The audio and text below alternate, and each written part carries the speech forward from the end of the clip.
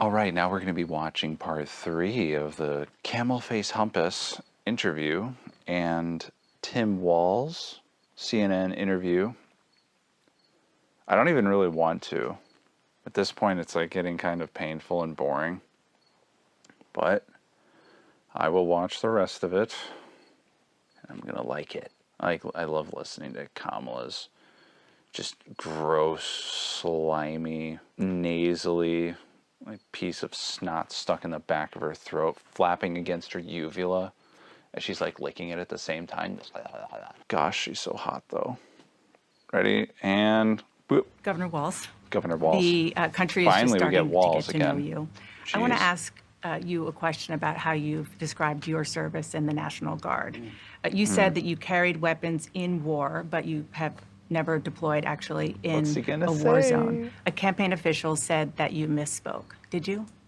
Well, first of all, I'm incredibly proud. I've done 24 years of wearing the uniform of this country. Dodge Equally proud of my service in a public school classroom, whether it's Congress or the governor. Just avoid the question. My record speaks for itself, but I think people are coming to get to know me. I speak like they do. I speak candidly. I wear my emotions on my sleeves, and I speak especially passionately about our children being shot in schools and around guns. So I think people know me. They know who I am. They know where my heart is. And again, my record has been out there for over 40 years to speak for itself. And the Nothing idea statement. that you said that you were in Even war. she was stunned Did you by that. misspeak as the campaign has said? Yeah, I said we were talking about, in this case, this was after a school shooting, the ideas of carrying these weapons of war. And my wife, the English teacher, told me my grammar's not always correct. But again, if it's not this, it's an attack on my children for showing love for me, or it's an attack on my dog. I'm not going to do that. And the one thing I'll never do is I'll never demean another member's service in any way. I never have. My grammar's not always Just correct. one other question, because again, this is all new. Yeah. I mean, this was not, however many days ago, this was not on either of your bingo cards, especially yours. You had to clarify that you had said that shut you up. and your wife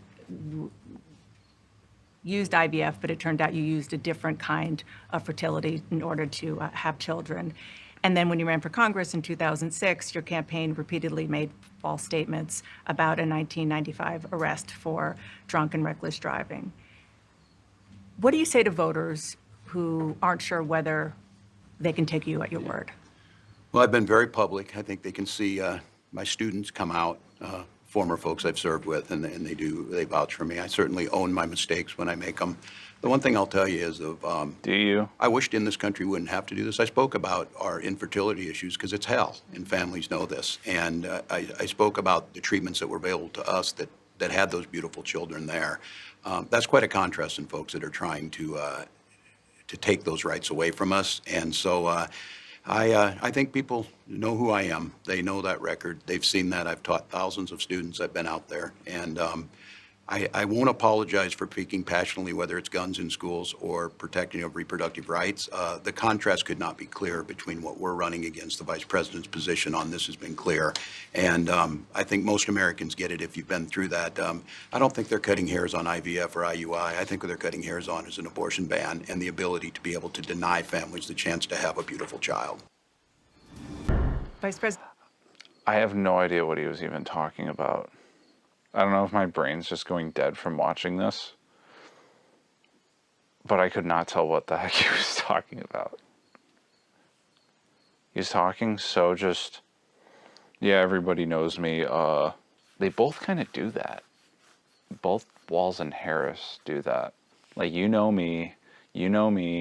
I've had this position for a while. My values haven't changed.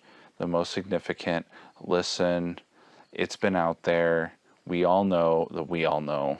And continue. President Harris, you were a very staunch defender of President Biden's capacity to serve another 4 years. Right after the debate, you insisted that President Biden is extraordinarily strong. Given where we are now, do you have any regrets about what you told the American people? No, not at all. Not at all. I have served with President Biden for almost 4 years now, and I'll tell you, it's one of the greatest honors of my career, truly.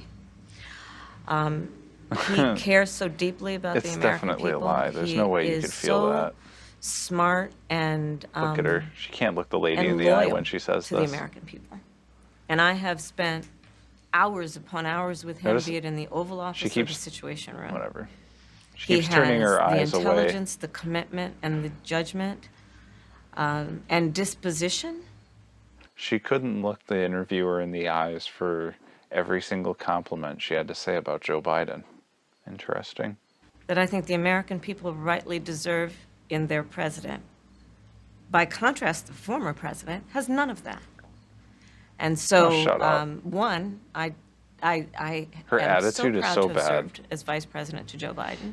And two, I am so proud to be running with Wait, Tim Walz. was she able to look into her American eyes people for that? rightly deserve in their president. By contrast, the former president has none of that. And so, one, I am so proud to have served as vice president to Joe Biden. And two, I am so proud to be running with Tim Walz She's for not. president of the United States and to bring America what I believe the American people deserve, which is a new way forward, and turn the page on the last decade of what I believe has been contrary to where the spirit of our country really lies. But Wow, the she last decade, struggled to of get course, through the last that. 3.5 years has been part of your administration. I'm talking about an era that started about a decade ago, where there is some suggestion, warped, I believe it to be, that the measure of the strength of a leader is based on who you beat down, instead of where I believe most Americans are, which is to believe that the true measure of the strength of a leader is based on who you lift up. That's what's at stake as much as any other detail that we could discuss in this election. I disagree. I mean, who you beat down versus who you beat up. I mean, well, it's like, okay, you're bringing up people by beating down illegal immigration. Two birds with one stone. If you have like this like single-minded, I am only going to be Miss Nice Person who is only going to bring people up. That's how you get, say you burn down cities, for starters. That's how you get cities burned down, because you're afraid to beat other people down. And we can already tell she fumbled so badly with the immigration question. We have more agents. I wanted a bill that has more agents there. 1,500 more agents. Is that what it was? Was it 1,500 or 15,000? I don't feel like going back, but if it's 1,500, that's like nothing.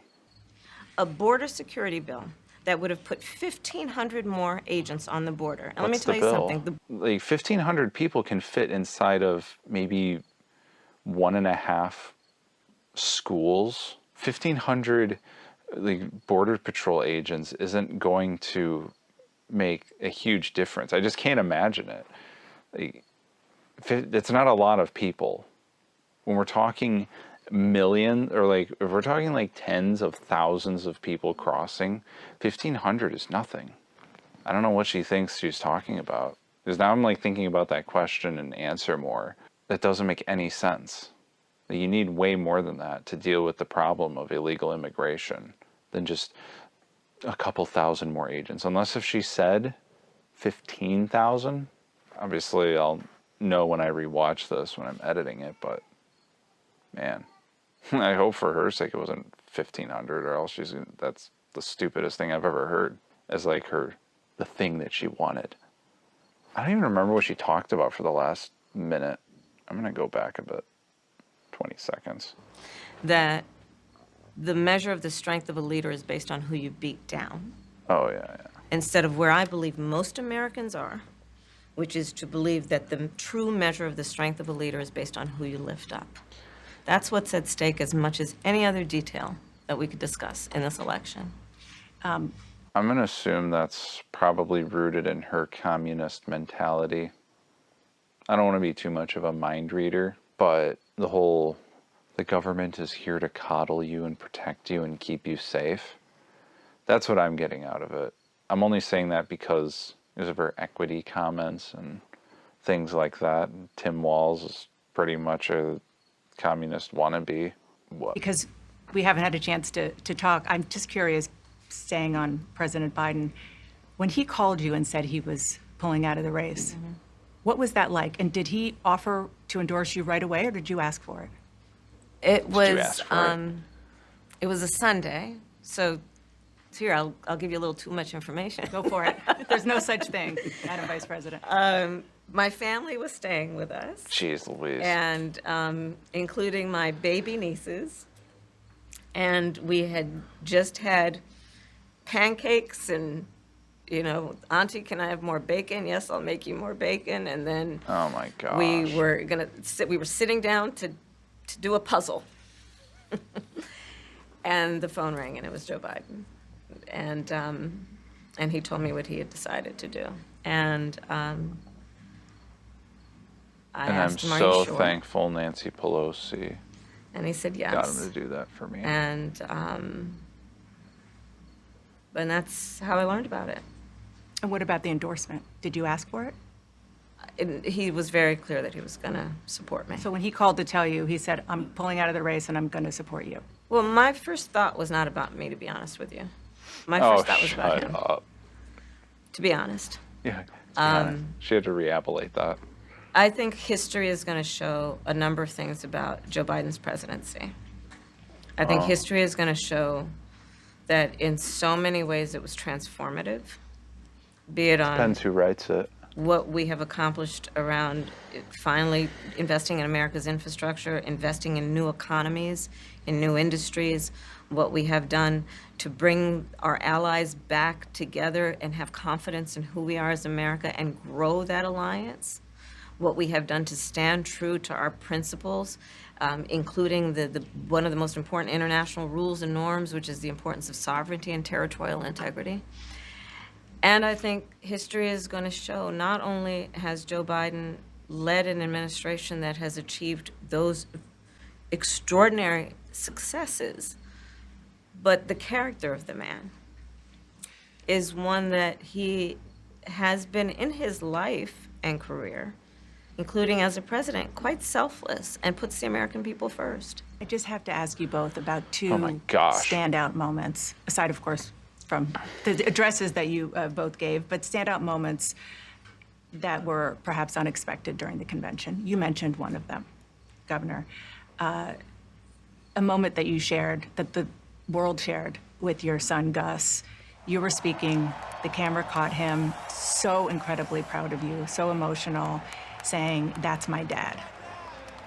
Yeah, I don't Show know the as a clip of father I him could have yanking ever his son's imagined arm. that. I'm grateful for so many reasons to be on this ticket, but that moment, to understand what was really important, to have my son feel a sense of pride in me, that I was trying to do the right thing. And it was, you try and protect your kids, it brings notoriety and things, but it was just such a visceral, emotional moment that I'm grateful I got to experience it, and I'm so proud of him. I'm proud of him. I'm proud of Hope. I'm proud of Gwen. She's a wonderful mother, and these are great kids. And I think the one thing is talking about the era we're in is our politics can be better. It can be different. We can show some of these things, and we can have families involved in this. And I hope that there was I hope people felt that out there, and I hope they hug their kids a little tighter because Oh, you just never shut know. up. Life can be kind of hard. And last question, Madam Vice Man. President, the photograph They're so good at that has saying gone viral. so much. You were while speaking, saying nothing. one of your grandnieces that you were just talking Yes. about was that watching you creepy accept dictator picture. the nomination. You didn't explicitly talk about gender or race in your speech, but it obviously means a lot to a lot of people, and that viral picture really says it. What does it mean to you? I am running because I believe that I am the best person to do this job at this moment, for all Americans, regardless of race and gender. It's objectively but I- untrue. I'm sure you could have found someone who's better than her. There are better people in the Democratic Party. I am the best person to do this job at this moment. Ridiculous. Did see that photograph, and I was deeply touched by it. And you're right, it's the back of her head, her two little braids, and then I'm in the front of Front, the yeah, photograph, obviously speaking. And She does It's speak very very humbling. obviously. it's very humbling in many ways. Did she talk to you about it afterwards? Oh, she had a lot to talk about. She had a lot. What is this? She listened to everything, and she listens to everything. Give you your hot takes. Oh, yeah, definitely. Madam Vice President, Governor Walz, thank you so much for your time. Appreciate it. Thanks Thank for you. having Thank you, us. Dana. Thank you. Hard cut end. Damn. Oh boy, stop that. I can't remember if it was there's supposed to be like another hour of footage. An hour. I wish I could see it. One more hour of that. I'm definitely not reacting to it, that's for sure. Was there more questions that they asked? Or did they just both ramble on that much more? Because they were really rambly here. They didn't really offer any real answer to any question that she asked. As I'm mostly reacting to this because people were saying how much of a train wreck it was, but I didn't look into, obviously, or else it wouldn't be a reaction. But man, they really didn't answer anything legitimately. Like, nothing stuck out. I mean, she did answer some questions, of course, but it was like, you know me, I've been doing this the whole time because it is the most significant thing. Also, I think people know me. That was like how they answered the questions. Yeah, that was bad. I'm not going to say that was the worst interview I've ever seen, but man, it was the most boring interview I've ever seen, of just two creepy, gross, baby-eating sinners, fake smiling. They smile like the kids in Barney. Fake politicians smile. Those smiles are coached and trained into these people, and it's straight up creepy. Well, hopefully I don't have nightmares tonight about that. I'll be laying there thinking.